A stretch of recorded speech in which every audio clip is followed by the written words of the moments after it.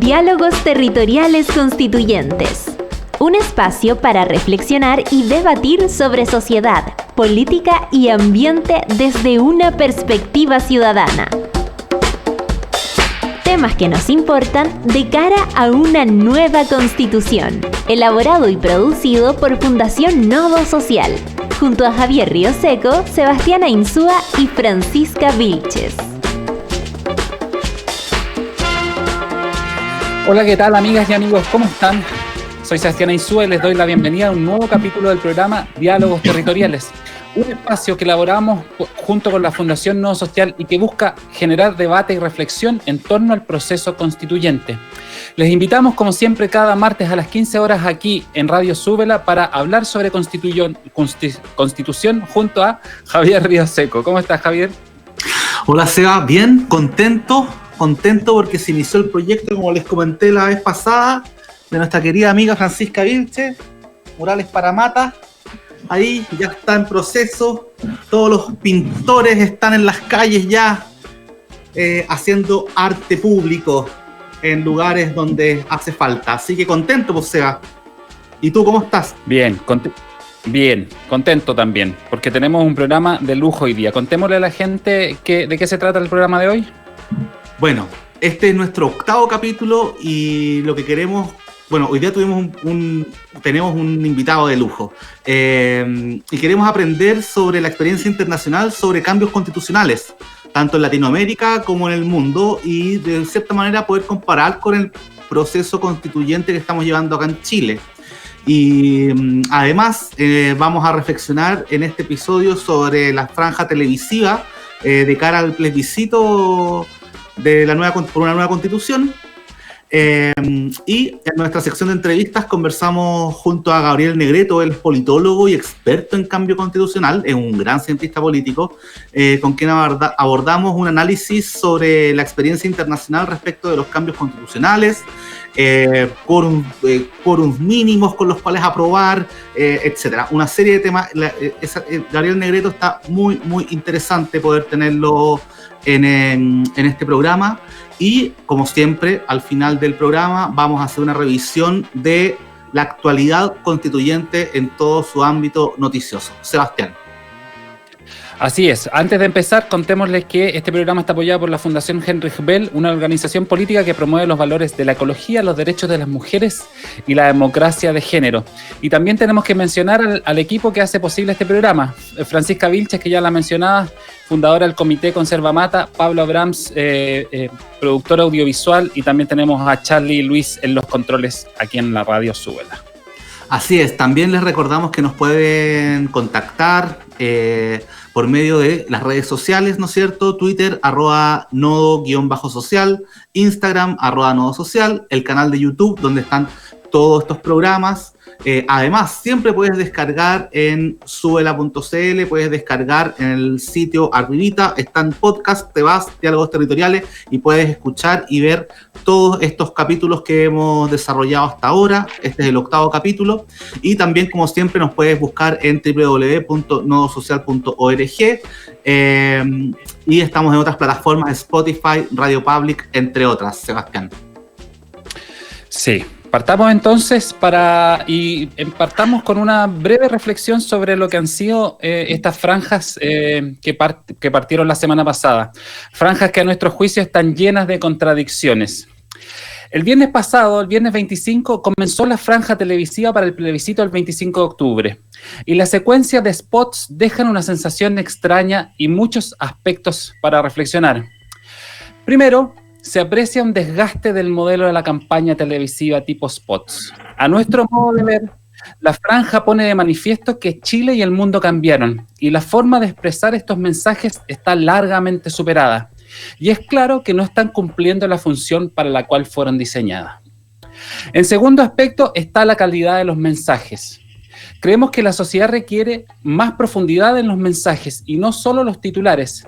Para esto existen otras plataformas, Twitter o Instagram, pero lamentablemente las franjas están plagadas hoy día llenas de símbolos y simbologías, pero sin contenidos.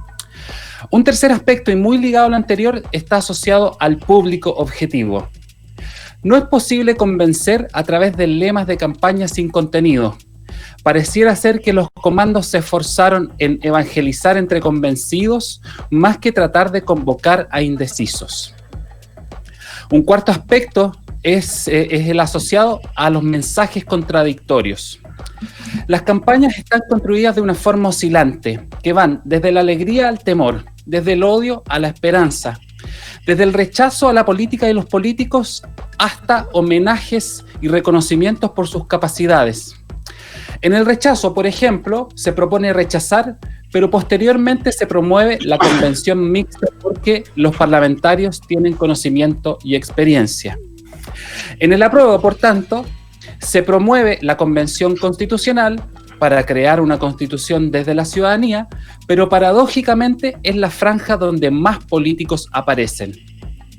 Y si esta confusión no fuese suficiente, ver partidos que están en las dos franjas es aún más contradictorio, porque se supone que los partidos son agrupaciones unidas a través de una idea común sobre grandes temas, y aquí en las franjas se pierde ese relato común.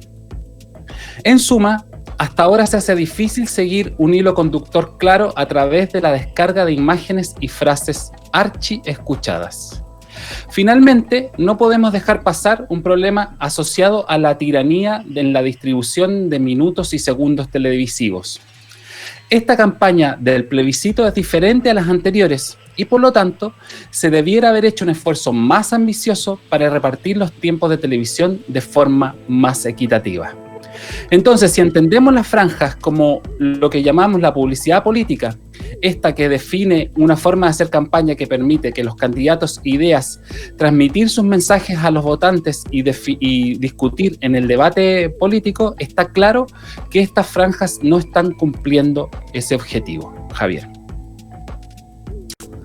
Don Seba, mira, hay varias cosas con respecto a la franja y con respecto a la editorial. Lo que sí estoy absolutamente de acuerdo y que es raro, porque aquí hay políticos de vasta experiencia, es en el tercer punto, que no es posible convencer a través de lemas de campaña sin contenido. Pareciera que los comandos se esforzaron por evangelizar entre convencidos más que tratar de convocar a los indecisos. Esa es como la lección número 1 que te dan al momento de ir a una elección. Lo que hay que hacer es tratar de convencer a los indecisos y no estar revolcándose en el barro como chancho en el barro entre los que ya decidieron su voto. A mí lo que me llama la atención, y no lo puedo dejar de decir, es la estética. Es la estética de la franja. ¿En qué sentido? Pareciera que hubiesen contratado a los mismos publicistas de la franja del no, pero en el 2020. O sea, aquí en Chile no ha pasado nada, no ha pasado absolutamente nada. Casi que tomaron a las mismas personas y las pusieron con... Es que es impresionante, como si no era otro Chile, no fuéramos otro público, todos hubiésemos vivido lo mismo. Me parece absolutamente un poco irrisorio la estética publicitaria que escogieron. Y sí, efectivamente es bastante confuso para un militante, incluso para una persona que no es militante y que le interesa la política, ver a un mismo partido político en los dos bandos. Yo creo que efectivamente la franja política, la franja electoral en televisión ya está con su sentencia de muerte, y o hay que dinamizar esto o efectivamente los políticos no han entendido de que para hacer este tipo de campaña hay otras herramientas. Lo dice el notable director de la radio, el señor Margota, Juan Margota: los medios de comunicación están estancados y dormidos en general. Y por eso existen medios como este, en los cuales se puede llegar por distintas partes, por distintos canales, a distintos públicos, y ya el consumo de información es diferente. Entonces, bueno, yo creo que efectivamente hay que pensar en una nueva generación, en una generación de recambio, tanto desde los políticos como de los publicistas, o de los comerciales, o los que han hecho el marketing de estas campañas. Sebastián.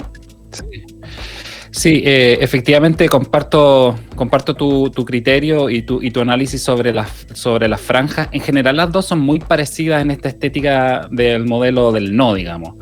Lo que sí a mí me llamó bastante la atención para bien es que en general la campaña del rechazo tiene menos odiosidad de lo que uno hubiese esperado en algún momento.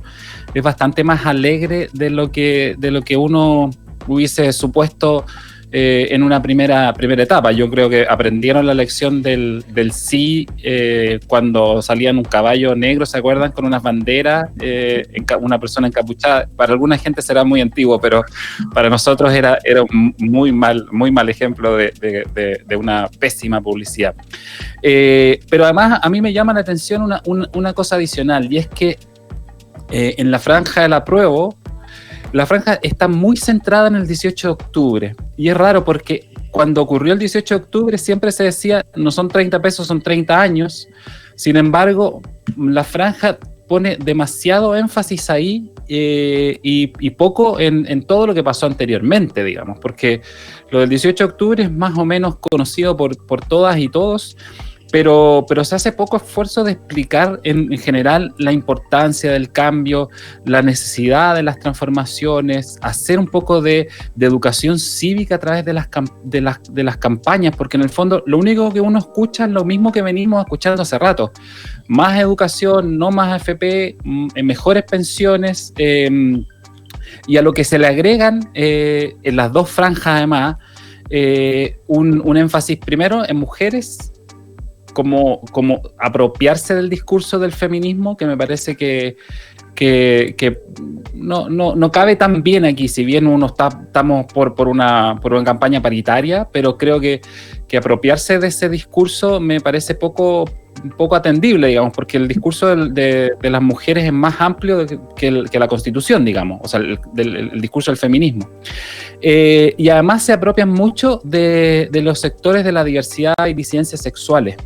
Ambas campañas hacen uso, yo creo que un poco manío, porque en general los políticos no son tan abiertos a la diversidad y por lo tanto el esfuerzo un poco falso me queda a mí, digamos, mi sensación, de usar la diversidad sexual como esta forma de entender este nuevo Chile, cuando en general hemos tenido, la política ha hecho poco esfuerzo por ampliar las visiones sobre la diversidad, y hoy día se apropian de esos mensajes, y yo creo que es un error, y por lo tanto al menos lo que yo he sentido, no sé el público, pero es que es una campaña bien vacía, porque escuchábamos todo el tiempo las mismas frases que hemos venido repitiendo muchas veces desde hace 30 años y repitiendo desde el 18 de octubre, pero podría haber habido un esfuerzo un poquito mayor para elaborar más contenido. Entendemos que llevamos menos de una semana, así que probablemente a lo mejor los siguientes spots puedan ser un poquito más amplios, digamos, en ese ámbito. Javier. Sí, tú mencionaste algunas cosas bien importantes, o sea, que existan, por ejemplo, harto políticos, de utilización de las imágenes icónicas y todo, pero yo creo que honor, o sea, yo le doy como la medalla de papa al señor Pepe Out, disfrazado de blanco completo, con mujeres, ¿no es cierto?, con todo su séquito de mujeres en blanco, de blanco, así como si estuvieran en la isla de la fantasía. Tal vez se creyó el cuento de que estábamos en un oasis, no sé. No me cabe otra reflexión más que eso. Y lo otro, claro, tú mencionabas algo que es bien importante, que es de apropiarse, ¿no es cierto?, del género, apropiarse porque puede ser una bandera, listo, somos todos diversos y todos aceptamos y amamos la democracia. Discúlpame, pero no me puedo quitar de la mente algunas imágenes bien, ¿cómo lo podría decir? No sé, me llamaron la atención algunas imágenes de la campaña. La verdad, las cosas, me quedo con la sensación triste de que o los publicistas que cogieron son muy malos, o las órdenes que venían por un lado no estaban bien entregadas. Centrados como, no sé, aparecen algunos emblemáticos políticos como Elizalde, el canciller, el ex canciller del PPD, ¿cómo se llama? Heraldo. Los presidentes de los partidos como Unidos, ¿cachai? Y justamente uno dice, bueno, pero el tema del 18 de octubre, como tú decías, se centraba en el 18 de octubre, el tema justamente, el problema pasó por los 30 años. No fue solamente por el tema no fue solamente por un estallido social, nos cansamos de esto, sino porque efectivamente estamos cansados del modelo que llevamos y de estos políticos que en realidad, si bien son electos legítimamente y son representantes absolutamente legitimados, no han logrado hacer la vuelta de switch después de ya casi un año transcurrido el 18 de octubre, Sebastián. Sí, por último, solo agregaría que en esa imagen donde aparecen los tres presidentes de partido, el radical, PPD y socialista, abajo aparece de manera un poco forzada, a mi juicio, una bandera mapuche. Que justamente aparece una bandera mapuche y después a lo largo de la franja, salvo una mujer mapuche, en general pueblos originarios brillan por su ausencia en esta franja,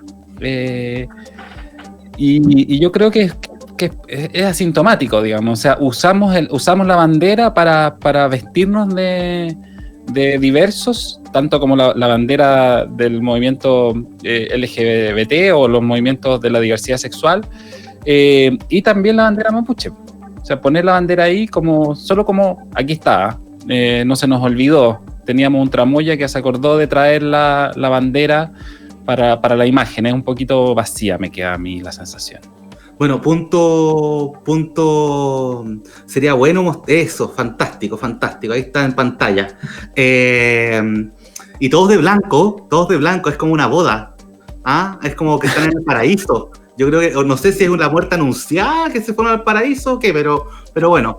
Oye, y lo otro es como la portada de la revista Caras, donde aparecían como todas todo un conglomerado de mujeres blancas, angelicales, rubias, platinadas, incluso la Pérez. La revista del sábado, el Mercurio. Bueno, pero oye, es que no sé, yo de verdad pienso, ¿dónde sacan estos creativos? Oye, pero punto importante, tú mencionaste el Partido Radical, y con esto ya, yo no sé, bueno, pasamos a la sección de entrevistas, yo creo, para no seguir lateando con esto, porque da para mucho en todo caso. Deberíamos hacer un especial análisis cuadro a cuadro de la franja electoral del plebiscito. El del Partido Radical. Como maldita sea. Como maldita sea. Claro, exacto. Llamamos a la alcaldesa de Maipú, la llamamos, le pedimos que haga un remake y que baile, como le gusta bailar, entonces puede traer las pizzas bailando y esas cosas. Oye, claro, ahí está.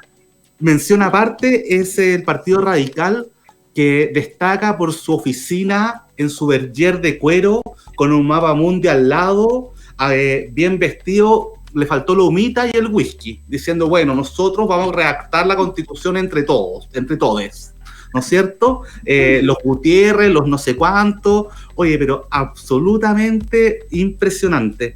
Yo creo de que hay un problema de estética, y como diría usted, querido Sebastián, de la estética y de ética.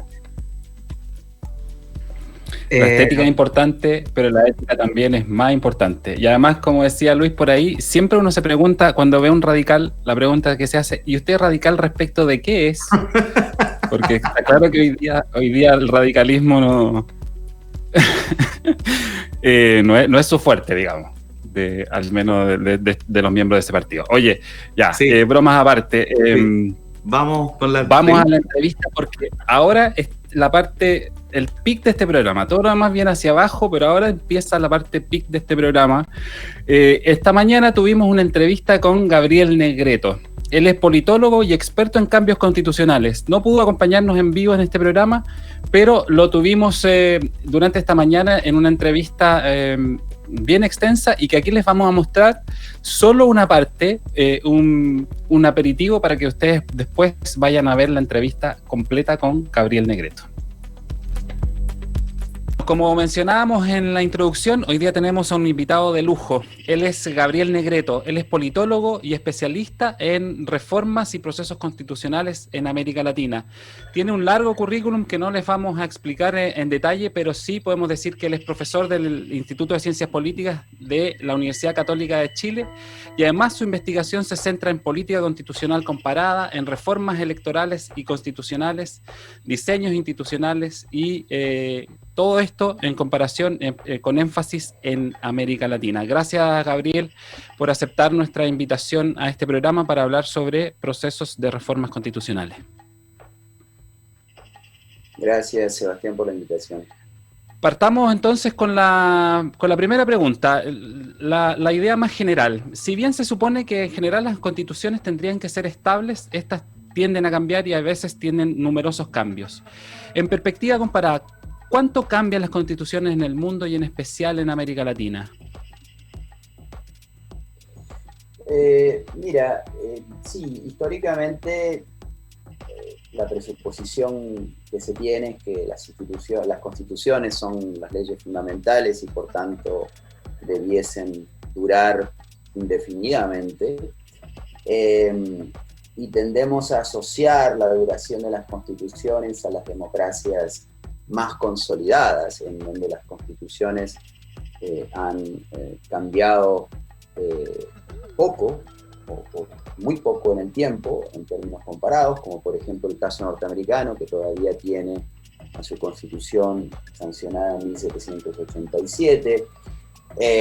Tenemos el caso inglés, que no tiene una constitución escrita, pero que tiene una estructura constitucional que ha evolucionado con el tiempo y que también ha permanecido relativamente estable, al menos en sus aspectos esenciales.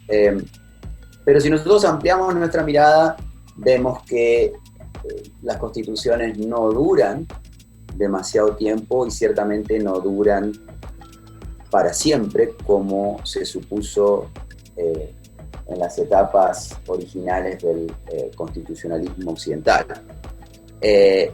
La duración promedio en las bases de datos más amplias, como es la de Comparative Constitution Project, es las constituciones en promedio en el mundo duran 19 años, es decir, apenas alcanzan 2 décadas en promedio.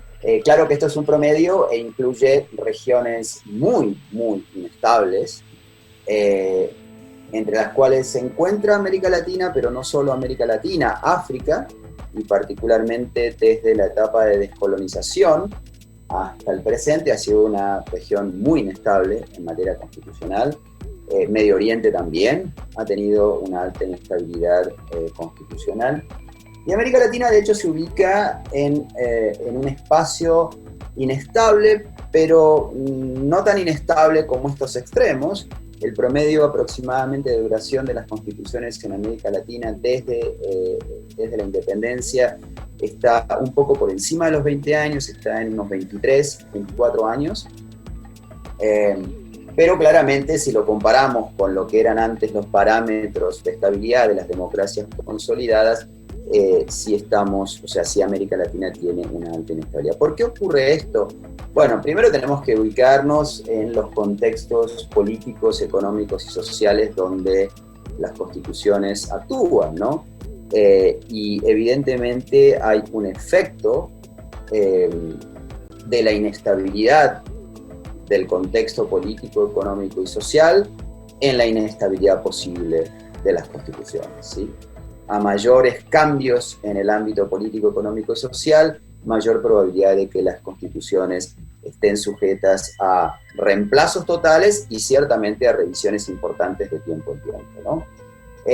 Un poco para resumir, un tema más complejo, las razones más importantes por las cuales las constituciones se han reemplazado en el mundo han sido por cambios políticos profundos, como la creación de un nuevo Estado o una transición de régimen, y esto abarca no solamente transición de un régimen autoritario a uno democrático, sino, de manera quizás más inesperada para lo que uno puede asumir, también transiciones de regímenes democráticos autoritarios. De hecho, por ejemplo, en América Latina, el gran grueso de las constituciones, o sea, la mayor cantidad de constituciones que hemos tenido en América Latina, fueron sancionadas en periodos autoritarios y para periodos autoritarios, lo cual, insisto, parece algo como un poco contrario al sentido común, porque supondríamos que las dictaduras funcionan más allá de la ley, y sin embargo esto no es correcto. Las dictaduras buscan afirmarse en la ley. El caso de Chile no es excepcional en el sentido de que una dictadura busque crear una constitución para establecer una cierta distribución de poder dentro de la dictadura, para amarrar sus políticas al futuro y para establecer una nueva legalidad y un nuevo sistema político, ¿no?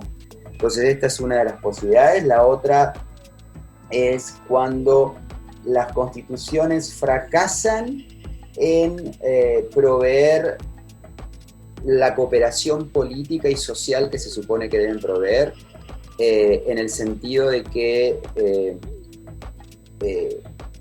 el Estado no es capaz, a través del régimen que regula la Constitución, de proveer los bienes públicos básicos que demanda la ciudadanía, y que por lo tanto generan una crisis de representación, o cuando la Constitución genera problemas serios de gobernabilidad, ¿sí? Conflictos intermitentes y sistemáticos entre ejecutivo y legislativo, legislativo y judicial, ejecutivo y judicial. Es decir, estos conflictos hacen visualizar que las constituciones no están operando como se debe. Estos problemas de gobernabilidad también generan demandas por el cambio. Luego tenemos los casos más pedestres y más a veces muy conocidos, que son los cambios que no obedecen a un cambio político, o sea, los cambios constitucionales que no obedecen a transformaciones políticas profundas, ni tampoco a demandas sociales por mejor representación o gobernabilidad, sino que simplemente surgen por cambios importantes en la distribución del poder político. El surgimiento de un nuevo partido, el colapso del sistema de partidos anteriores, que muchas veces se disfraza o se presenta como un cambio de régimen, pero que en el fondo no lo es simplemente el ascenso de un nuevo partido con distintas preferencias y programas a los antecedentes, y esto genera un cambio de constitución o reformas fundamentales. Esto visto como de manera genérica, cambios que se producen bajo cualquier contexto. Cuando pensamos de cambios constitucionales en democracia, tenemos que añadir algunos elementos más, porque las constituciones cambian mucho ante la inestabilidad del régimen político, cambios económicos, sociales, pero en democracia suelen cambiarse menos. En el fondo es una rareza la idea de que se cambie una constitución en democracia, porque se supone que la constitución, pues en la medida en que la democracia funciona, quiere decir que la constitución está operando de manera relativamente adecuada, y por lo tanto los cambios que se han visualizado en el mundo en democracias ya existentes es mucho menor. Ahí, si tomamos en cuenta la supervivencia de constituciones en regímenes democráticos ya creados, es muchísimo mayor. No tengo ahora el número exacto, pero obviamente es un número mayor. Yo creo que aproximadamente está en un promedio de 30, 40 años. Así que no se aplica el mismo parámetro que si tomáramos todos los cambios constitucionales bajo cualquier contexto. Y de hecho, si nosotros tomamos en cuenta regímenes democráticos que hayan tenido al menos 5 años de existencia, hay solo 25 cambios, 25 reemplazos constitucionales en todo el mundo entre 1900 y 2015. Es decir, que esto reafirma la idea de que en realidad los cambios constitucionales en democracia son relativamente más escasos que los cambios constitucionales ante la fundación de un nuevo Estado, cambio de régimen, y también en relación a cambios distributivos profundos que se supone que una democracia debería ser relativamente inmune a cambios porque simplemente gana un nuevo partido o aparece un nuevo programa partidario en el gobierno. Y en ese sentido... Y en ese Sí. sentido, entonces, Gabriel, ¿cuál sería, tomando ese marco, cuáles serían las razones para el cambio constitucional aquí? ¿Serían la crisis de representatividad del sistema político? ¿Serían también el hecho de que no cambiamos la constitución cuando se cambió de régimen político? ¿Cómo entra la reforma constitucional en democracia en un país como Chile que está haciendo este proceso de manera bastante, digamos, sui generis, por decirlo de alguna manera? Sí, efectivamente a eso me iba a referir. Gracias, Sebastián. Justamente, aquí, digamos, las razones principales tienen que ver con algo que ya mencioné y que aplica a muchos contextos, pero se aplica especialmente a los reemplazos constitucionales en democracia. Las crisis de representación y las crisis de gobernabilidad, ¿sí?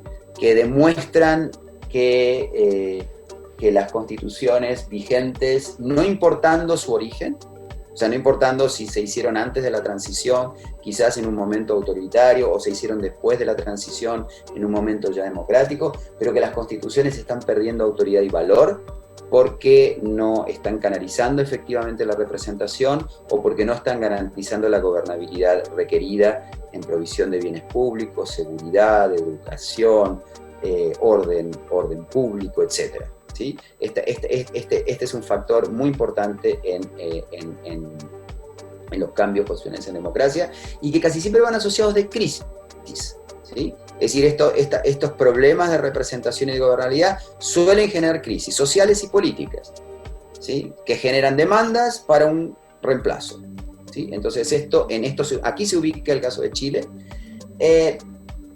pero con la peculiaridad de que también aquí se suma el cuestionamiento del origen, ¿sí? Es decir, del hecho de que la Constitución fue sancionada en un proceso inicialmente autoritario, se fue sancionada en dictadura. La Constitución chilena se reforma de manera bastante importante en 1989, pero también con un peso y una influencia del régimen autoritario saliente muy fuerte, ¿sí? Casi diría que en el fondo es casi una imposición con ciertas concesiones que no contradecían los intereses fundamentales del régimen autoritario saliente que se hace en el 89. El reclamo por, digamos, la necesidad de cambiar la Constitución por un simple cuestionamiento de la legitimidad de origen, yo creo que es más débil que el reclamo y los procesos donde efectivamente se activa un reemplazo constitucional por crisis de representación y crisis de gobernabilidad. ¿Por qué? Porque si una constitución sancionada originalmente en un año y bajo un proceso autoritario, luego se adapta al proceso democrático y funciona adecuadamente, el desempeño económico, político del régimen democrático es adecuado bajo esa constitución reformada y la ciudadanía está relativamente satisfecha con el desempeño del régimen político, es probable que esa constitución se mantenga a pesar de el carácter espurio de su origen. ¿Me explico? Entonces, yo creo que el origen ilegítimo de la Constitución de 1980 se suma, y particularmente en el caso de Chile, porque Chile tiene un trauma bastante importante con todo el proceso de transición por el peso, la fuerza que tuvo el régimen autoritario al momento de diseñar la nueva democracia, pero yo creo que es más la crisis de representación la que ha producido esta demanda que el origen, porque como dicen algunos críticos del cambio, y en este aspecto tienen cierta dosis de razón, es que pues esta Constitución de 1980, reformada en el 89, sufrió muchas reformas que han democratizado la Constitución, o sea que en realidad se ha rectificado en cierta manera ese origen. Lo que no se ha rectificado es que hay aspectos de esa Constitución y de cómo sancionó, el espíritu que generó, las prácticas que generó, que hoy están siendo cuestionadas y que han dado lugar a una crisis. Otro elemento, y con esto termino ese punto de tu pregunta, que se presentan los cambios constitucionales en democracia y que se relaciona también a estas crisis de representación y gobernabilidad, pero no necesariamente, es la idea de profundizar un proceso de democratización, que pudiera darse sin crisis, Por ejemplo, cuando se ha discutido en Europa eliminar un Senado por considerarlo una Cámara que todavía representa intereses no democráticos o miembros no electos, o incluso para democratizar aspectos esenciales del sistema electoral, como por ejemplo pasar de un sistema mayoritario a representación proporcional, muchas veces esos cambios se han visto como inadecuados para hacerlo por una mera enmienda y por supuesto inadecuados para establecerlos a través de una interpretación judicial. Entonces se ha recurrido al cambio constitucional. Por ejemplo, en Dinamarca, ¿sí? Se cambia en 1953 la Constitución para eliminar la Segunda Cámara. No hubo una crisis política y social de dimensiones, pero se consideró necesario establecer una nueva Constitución para crear un parlamentarismo democrático unicameral. También se adoptó en aquel momento, se amplió en ese momento también la participación popular a través de mecanismos de participación popular directa, y eso también se quiso incluir como parte de un proceso de democratización. En 1974, por ejemplo, en Suecia se cambia también la Constitución, que ratifica una enmienda que había eliminado al Senado 2 años antes, y también se democratiza el sistema, convirtiéndolo de una monarquía constitucional parlamentaria a una auténtica democracia parlamentaria. Entonces, también hay un aspecto simbólico en los cambios democratizadores que necesitan de una nueva constitución y que no se pueden hacer por vía de una mera enmienda, y que han llamado a la creación de una nueva constitución. Y después tenemos los casos de los países más estables y de las democracias más consolidadas, que a veces cambian su constitución por razones más técnicas, si lo quieren. Simplemente para, por ejemplo, racionalizar el esquema constitucional, que se ha convertido en un rompecabezas, quizás con ciertas enmiendas, incorporar tratados, ¿sí? Esto ha ocurrido, por ejemplo, en Suiza, en 1999, o recientemente en Finlandia, en el año 2000, donde en realidad son nuevas constituciones que en parte recogen cambios anteriores y se presentan como un nuevo texto, pero que suelen incluir también elementos democratizantes, ¿no? Entonces esto sería un poco el resumen. Gabriel, bueno, les contamos, estamos conversando junto a Gabriel Negreto, cientista político de la Universidad Católica.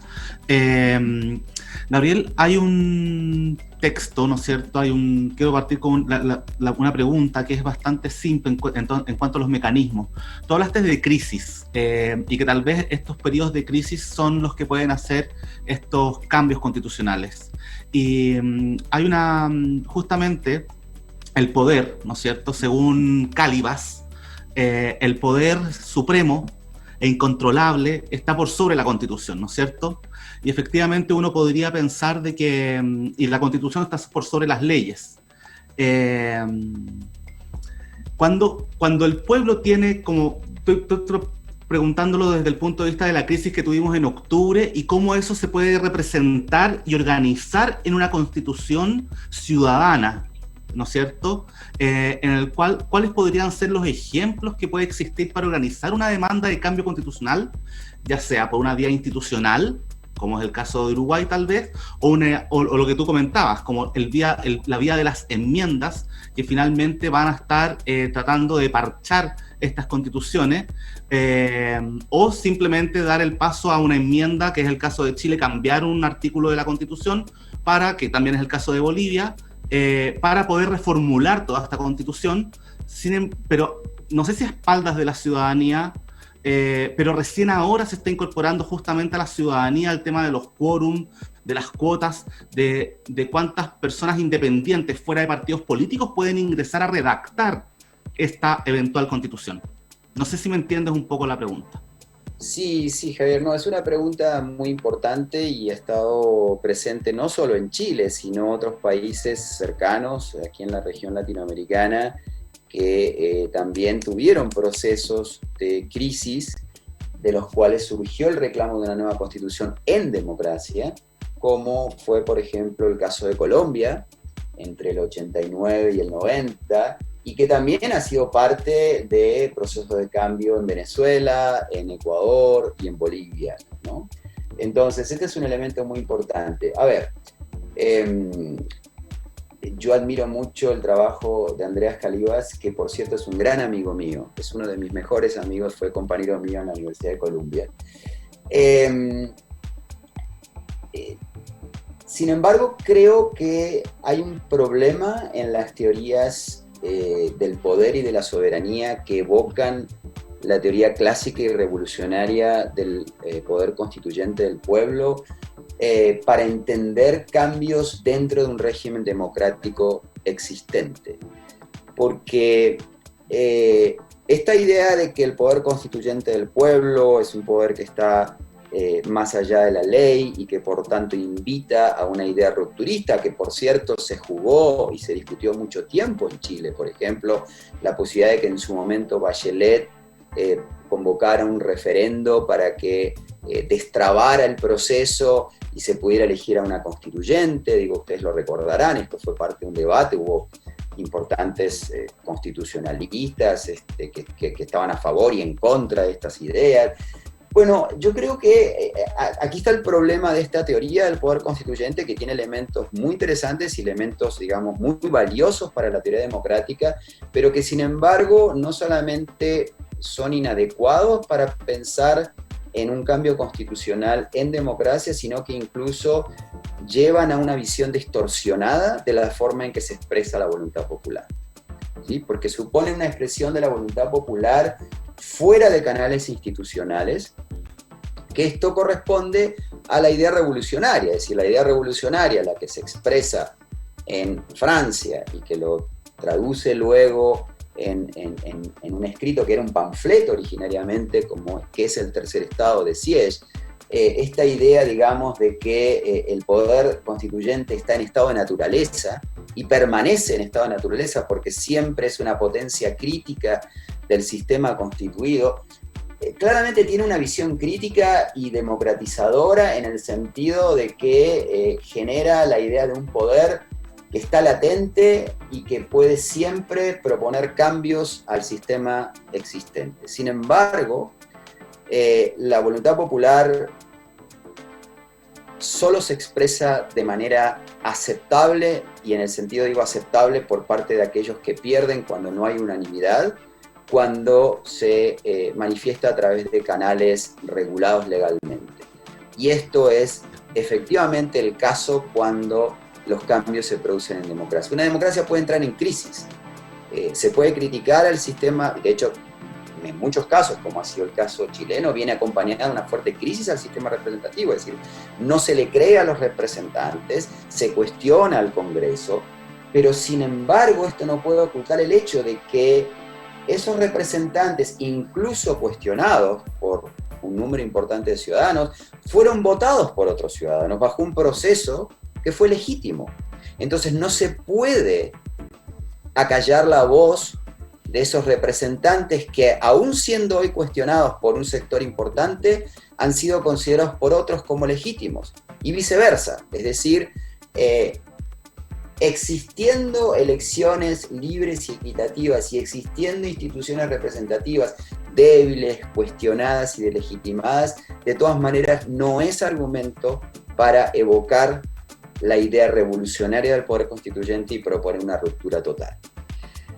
Ahora, esto genera, y esto creo que ha sido el canal que eligió en su momento Bachelet, y es el canal que va a imprimirle una característica especial al proceso chileno, porque es la idea de un proceso con continuidad legal, que yo creo que es una visión adecuada, y es una visión adecuada incluso desde de una idea del poder constituyente que elimine o que atenúe esta visión radical y revolucionaria. Y por cierto, no es para hacer propaganda de este libro que acabo de editar y que está publicado ahora por Cambridge University Press, pero hay un excelente trabajo de Joel Colón Ríos, donde justamente discute este punto, en donde lo que él argumenta, y yo creo que con muchísima razón y con datos históricos y teóricos muy, pero muy fuertes, el hecho de que la teoría del poder constituyente es incompatible con un proceso en donde el contenido de lo que se vaya a decidir se decida absolutamente al margen, digamos, de la ciudadanía, sin ningún tipo de proceso de intervención popular directa, pero es decir, donde se pongan, por ejemplo, restricciones, donde se organice un proceso constituyente, donde se predetermine qué instituciones se van a mantener y qué instituciones no se van a mantener. Es decir, eso, restringir el contenido de las decisiones con intervención popular, eso sí sería contrario. Pero regular el procedimiento no solamente no es contrario a la teoría del proceso del poder constituyente, sino que aún preserva los elementos pluralistas de un poder constituyente visto de una manera sociológica real, ¿no?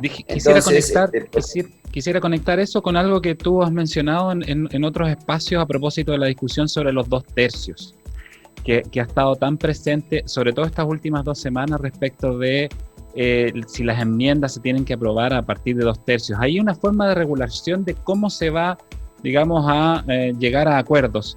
Y has mencionado que en general este mecanismo está presente en el mundo, que no es necesariamente un mecanismo autoritario o contrademocrático, esta idea de avanzar hacia un proceso constituyente que tiene reglas de este estilo como 2 tercios u otras formas de quórum mayoritarios que de alguna manera no limitan ni restringen el proceso, sino que más bien lo soportan o le dan continuidad a esta lógica de un proceso armónico, si se quiere llamar de alguna manera, ¿no? Sí, mira, y qué bueno que lo mencionás para completar un poco la respuesta, porque iba ahí a ese punto. Es decir, lo delicado del problema, el desafío que presenta la creación de una constitución nueva en democracia es precisamente el balance entre la continuidad y la transformación, ¿sí? Es un balance muy delicado y muy inestable, que depende de muchos factores. Y hay, digamos, 2 peligros. Hay 2 peligros que son importantes superar en este balance. Uno es el peligro del bloqueo minoritario, es decir, el bloqueo minoritario que de pronto traba un proceso reclamado por la ciudadanía. Ahora, el otro peligro es la captura mayoritaria por una coalición, por un partido, por un grupo, que de manera facciosa usurpe el reclamo de la soberanía popular para imponer contenidos por la mera fuerza numérica. Esto ha ocurrido en muchos casos. Los más tristemente famosos o poco famosos son los casos de Venezuela en el 99 y de Ecuador en el 2008, ¿sí?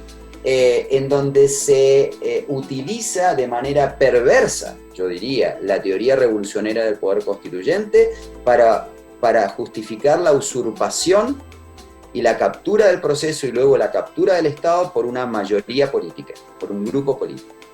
Ahora, el otro peligro, que es el de la captura minoritaria, también vuelve a existir dentro de un proceso que busque este balance. Es decir, se necesita generar consenso, pero al mismo tiempo tiene que tener peso la opinión de las mayorías. Y este balance es extremadamente difícil. Es decir, las 2 posiciones opuestas son, digamos, o hacer un proceso puramente mayoritario y fuera de los canales institucionales, o hacer un proceso tan continuista en donde todos tengan poder de veto que finalmente no se puede cambiar nada, ¿no? Entonces, efectivamente, la presencia de mayorías calificadas no es inusual y sobre todo es bastante frecuente en procesos de cambio en democracia, ¿sí? Es bastante frecuente. Por mencionar algunos casos, Kenia en el 2010, en un proceso muy conflictivo y muy dramático que ocurrió después de la elección allá en el 2007, genera una constitución que exige la aprobación del 65% de los miembros de la Asamblea. Ocurrió en Sudáfrica, ¿sí? Entre el 92 y el 96, también la exigencia de una mayoría calificada. Los procesos que mencionaba, menos dramáticos, pero que también exigieron mayorías agravadas los casos de Finlandia en la sanción de la Constitución del 2000, el caso de los casos que mencioné históricos de Dinamarca. Es muy frecuente que en democracia las constituciones se sancionen por mayoría calificada. Lo que pasa es que la idea de la mayoría calificada apoya la noción de que hay que inducir un consenso al momento de sancionar la Constitución, y esto invoca el otro peligro, que es el peligro del bloqueo minoritario. Peligro que puede existir, y hay que pensar en mecanismos para resolverlo si llegara a ocurrir. Yo creo que en la medida en que los representantes actúen de manera responsable y se logre, yo creo que esto se debería lograr en el caso chileno como se ha logrado en otros, no al margen ni tras bambalinas ni de espaldas al pueblo, pero sí en todo lo que va a ser el debate que se tiene que abrir acerca de los contenidos de la Constitución, la razón del proceso, los objetivos fundamentales. Yo creo que se tienen que empezar a generar objetivos que susciten acuerdos transversales acerca de qué se quiere lograr con esta Constitución. Y en la medida en que esto se pueda lograr, y estos acuerdos no tienen por qué ser estables de una sola coalición, puede haber objetivos compartidos entre dos partidos y después que no van a ser los mismos que los objetivos que comparten otros partidos. Pero me parece que esto va a ser fundamental porque es lo que facilita los consensos más allá de lo que digan las reglas.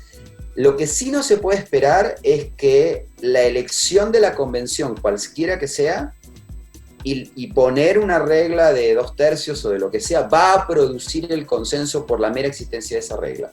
Esos acuerdos tienen que ir generándose ya desde el debate previo y de las campañas que se tienen que ofrecer para que los votantes elijan entre distintas opciones. Es decir, no se van a generar los artículos ni el texto, pero se tiene que generar una suerte de acuerdo acerca de cuáles son los objetivos y a partir de ahí poder ir forjando alianzas y forjando posibles compromisos transversales que harían que una regla como la de los 2/3, en la medida en que no va a haber ninguna fuerza que capture, ni siquiera creo yo, a como está hoy el posicionamiento político en Chile, no creo que haya ninguna fuerza que ni siquiera genere una mayoría en la convención. Lo que va es más que yo creo y espero en realidad que más que generar bloqueos frecuentes, lo que va a generar son múltiples coaliciones con intercambios en distintas dimensiones. Si esto ocurre, la Constitución nueva va a ser más larga y más extensa, obviamente, que la Constitución presente, pero va a ser como una suerte de resultado derivado de estos múltiples acuerdos transversales, ¿no? Donde yo te doy en esto para que tú me des en esto. Esto va a limitar una transformación radical, pero sí va a ser posible muchos cambios. Ahora, puede ocurrir de todas maneras... Nada más para terminar, dale. ¿Puede ocurrir de alguna manera un bloqueo? Pudiera ocurrir. Y acá sí es importante debatir, y yo creo que esto lo va a tener que debatir la propia convención, es qué mecanismos se van a utilizar para desbloquear aquellos casos donde la exigencia de los 2/3 pueda producir un bloqueo. Y pensar, aquí lo de la hoja en blanco no resuelve absolutamente nada, es más, es una imagen ficticia.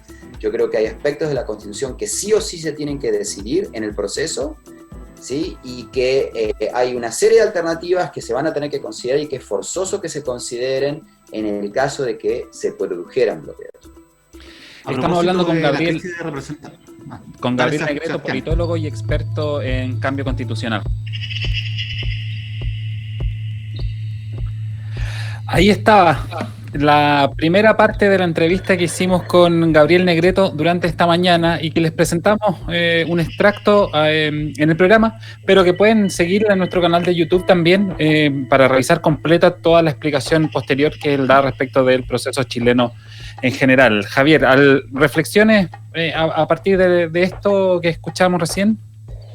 Bueno, sí, efectivamente los invitamos realmente a que visiten el canal de YouTube a ver la entrevista completa. Se refiere a varias cosas, se refiere también a no solamente al tema de los quórum calificados, sino que también al tema de si aumentar o disminuir, ¿no es cierto?, la cantidad de parlamentarios en el Congreso, la legitimidad de la representación. No, es muy interesante, realmente esta entrevista es muy interesante, así que absolutamente recomendada. ¿Sabes con qué frase yo me quedo? De todo, así tuviera una frase, que el delgado o el frágil equilibrio de la democracia tiene que ser la democracia es este equilibrio entre continuidad y transformación. Sí, nosotros, para poder avanzar hacia una democracia más desarrollada, tenemos que justamente asumir y entender de que hay que cambiar, hay que transformar. No podemos seguir con la misma democracia de 1900, en la cual solamente, para poner el ejemplo y se entienda, de 1900, para que solamente los patrones de fondo pudieran llegar al Senado para hacer más negocios y mejores, sino que efectivamente la democracia es este equilibrio entre continuidad y transformación, y por lo tanto hay que quitarle el miedo a una transformación, a este cambio, y que efectivamente esto no es una hoja en blanco, no se puede definirlo todo, tampoco va a ser el caos, y hay ciertas cosas que se van a tener que definir en el mismo proceso. Lo importante es empezar a instalar los temas que queremos que se desarrollen, y también él lo menciona, es importante también priorizar qué es lo más importante del corto al mediano plazo. Pensemos de que, ¿no es cierto?, las constituciones tienen una vigencia de 20 años, máximo 30, 40 años, pero ¿qué queremos lograr en el corto y en el mediano plazo? Es lo que tenemos que poner como urgente dentro de esta constitución, pensando de que lo más probable es que se modifique cuando Sebastián, tú, yo estemos mucho más viejos, o incluso ya no existamos en este mundo. Tal vez se puede volver a cambiar esta constitución, y así va a ser. Es la evolución y la perfección, si se quiere decir, de la democracia, Sebastián. Sí, comparto el análisis. Es importante bajarle un poco la crítica al proceso. Lo que él dice, y lo viene explicando, es que en general las transformaciones se dan en contexto de crisis, y toda transformación de este estilo es una especie de ruptura. Y no, la ruptura existe. La importancia es entender en qué grado. Y yo creo que ahí hay un elemento que viene hacia futuro, es hasta qué punto los políticos actúan de manera seria y responsable en el proceso, para no utilizar de manera manía los discursos, sino que tratar de construir consensos reales en esta discusión, y no solo pasarse cuentas de un lado a otro, porque si no, ahí vamos a tener un proceso o que no vamos a llegar nunca a acuerdos, o que termine siendo material para construir alianzas o ganar elecciones de corto plazo, pero sin mirar mucho el futuro. Nos quedan 30 segundos, así que no alcanzamos a darles las noticias constituyentes, pero sí tenemos que decirles que recuerden que quedan 26 días para el plebiscito, y por lo tanto tenemos que seguir trabajando, discutiendo y debatiendo sobre proceso constitucional. Javier. Así es. Solamente para cerrar, es importante lo que tú señalabas, Sebastián, y lo que decía el profesor Negreto. Efectivamente, los discursos no se pueden usar ciertos discursos o ciertos conceptos para generar populismo, que es muy peligroso. Bajar la cantidad de parlamentarios, bajar la dieta parlamentaria, etcétera. Una serie de cosas que pueden ser pan para hoy, hambre para mañana. Bueno, nos tenemos que ir, lamentablemente, se nos hizo corto. Una muy buena noticia, una muy buena entrevista. Quedamos pendientes con las noticias, las podremos actualizar. Visiten el canal de YouTube para revisar la entrevista completa, y les recordamos que nos pueden escribir por medio del correo radio@nodosocial.org. el Twitter es @nodo_social, Instagram Nodo Social, y el canal de YouTube Fundación Nodo Social. Sebastián. Recuerden que pueden bajar la app de Súbela, que está disponible para iPhone y para Android también, así que no hay excusas para no escuchar Súbela Radio en todas sus plataformas, y por cierto, seguir escuchando Diálogos Territoriales. Gracias, Charlie, gracias, Luis, y a todas y todos que tengan una excelente tarde. Nos vemos en una próxima oportunidad. Eso fue Diálogos Territoriales Constituyentes, un espacio para reflexionar y debatir sobre sociedad, política y ambiente desde una perspectiva ciudadana. Temas que nos importan de cara a una nueva constitución. Escúchanos en vivo cada martes a las 3 de la tarde por Sube la Radio. Y siempre en formato podcast en subela.cl o en nuestra app.